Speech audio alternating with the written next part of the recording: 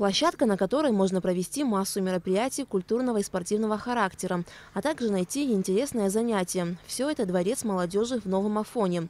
Данное здание было возведено еще в 70-х годах прошлого столетия.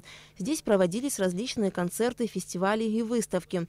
Но вот уже порядка 10 лет, как дворец молодежи не функционирует из-за отсутствия в нем капитального ремонта. Выход из сложившейся ситуации был найден в этом году. Распоряжением премьер-министра Валерия Абганба средства на реконструкцию были выделены из резервного фонда правительства. Афон не имеет никакой сцены, чтобы, знаете, вот столько желающих дать какие-то концерты, театральные студии у нас в городе есть. Есть желающие, которые с России приехать, выступить для наших горожан, для туристов и тому подобное. У нас не было никакой возможности дать им сцену. Благодаря финансированию с кабинета министра, премьер-министра и согласия президента выделили половину суммы.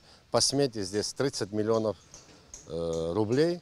Выделена половина уже суммы. Я очень надеюсь, наконец-то в городе появится очаг культуры, где будет возможность проводить такие культурные мероприятия. Помимо капитального ремонта, здесь идет и строительство дополнительных площадок. Если ранее во Дворце молодежи был только один концертный зал, то теперь на первом этаже появятся гримерные. На втором планируется разместить детскую библиотеку. Будет здесь и шахматный клуб.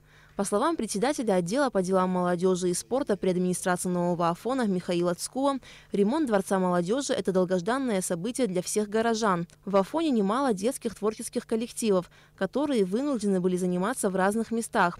Кроме того, из-за отсутствия концертного зала город вынужден был проводить практически все праздничные мероприятия на импровизированной сцене на стадионе. Это было особенно неудобно в непогоду. И, наконец, проблема нашла свое решение. Слава Богу, что есть площадка такая, значимость какую несет, только положительное развитие морально-духовного, этического среди молодежи, чтобы дети могли где-то проявить свой талант. Сегодня заниматься с детьми на улице, сами понимаете, это невозможно. Мы только в летний курортный сезон проводим какие-то различные мероприятия, праздничные. Это все у нас было на стадионе. На сегодняшний день все идет к тому, что мы сможем приглашать людей со своими различными концертными мероприятиями в город Новый Афон.